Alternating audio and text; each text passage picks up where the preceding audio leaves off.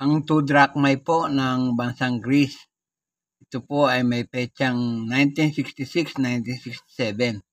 Tapos tuloy i-price update na po natin nang malaman natin kung magkano na ang presyo nito sa kasalukuyan.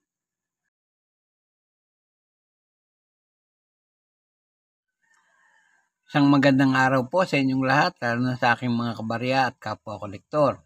Sa lahat ng senior citizens, mga silent viewer, maging sa mga kaibigan natin dyan, magandang araw po. Ngayon pong araw ay may baryang muli tayo dito. Ito pong baryang ito ay kabahagi ng mga baryang ipinadala sa akin ni Sir John Adam Marsan. Pag-usapan po natin. Ito po ay ang 2 drachmae ng bansang Greece. Sa obverse na bahagi po ay makikita natin ang batang-batang larawan ni Constantine Didos. Yan po. Tapos po sa kanyang bandang ilalim, yung petsa ng kanyang pagkakagawa. Meron pong nakasulat na script na nakapaikot sa kanya. Hindi ko po kayang basahin sapagkat ito po ay nakasulat sa panulat ng Greece. Pero po ang translation nito ay Constantine, King of Greece. Yan po, 1967. Saka po yung isang barya ay 1966. Sa likod na bahagi naman, makikita natin yung shield na may crown na nakapatong sa ibabaw at may dalawang gwardiya sa magkabilang gilid. Ayan po, nakabantay sila. Yan po. Yung tawagin po nila yan ay Defenders of the Crown. Tapos yung denomination po sa ilalim. May nakasulat na Apax May.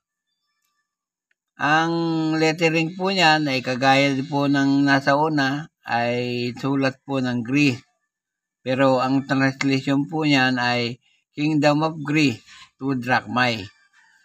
Ang engraver po niyan at saka designer ay parehong si Basos Pallereas. Yan po. Ang gumawa ng design yun na yan. Ang edge po niya ay reeded. Ginawa po ang mga barya na yan sa Kremenica, Slovakia. At saka sa Mumbai, India. Yan po ang mga paggawa ng barya na yan. Napakahirap banggitin. Yung pong sa Slovakia, 1328 pa lang, nagpapagawa na po sila doon. Sa Mumbai naman, India, 1829. Hanggang sa kasalukuyan po, nagpapagawa sila.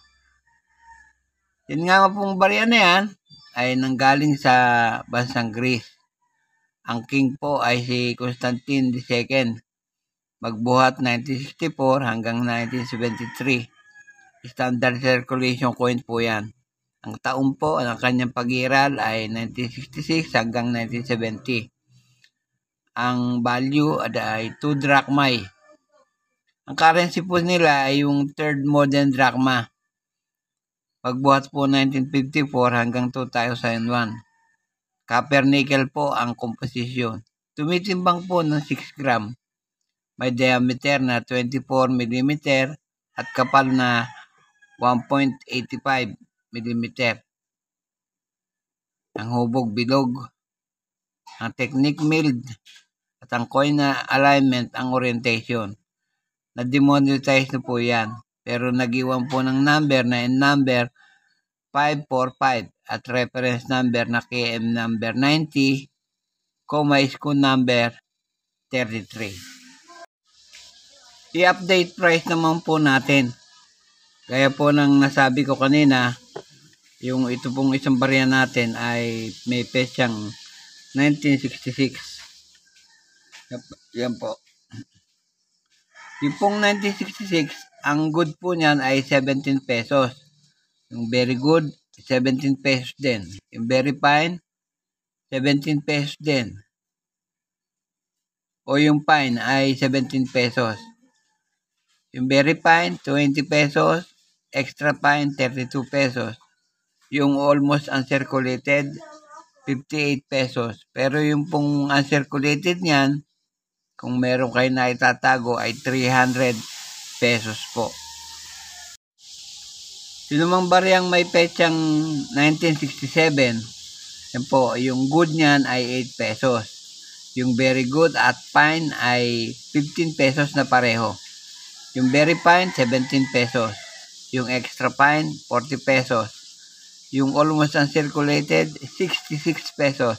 At yung uncirculated po ay 190 pesos.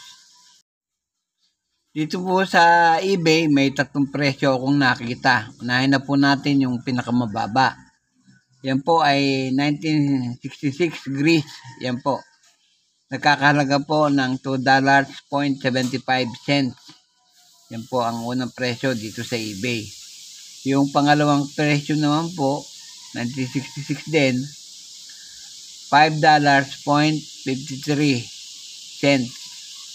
At yung pangatlo po ay nagkakalaga ng $12. Yan po, $12 para po sa petsang 1970. Yan po ang nakalap kong mga presyo. Wala na pong iba, kaya yan po lamang muna ang aking ulat tungkol sa mga presyo ng bariyang ito.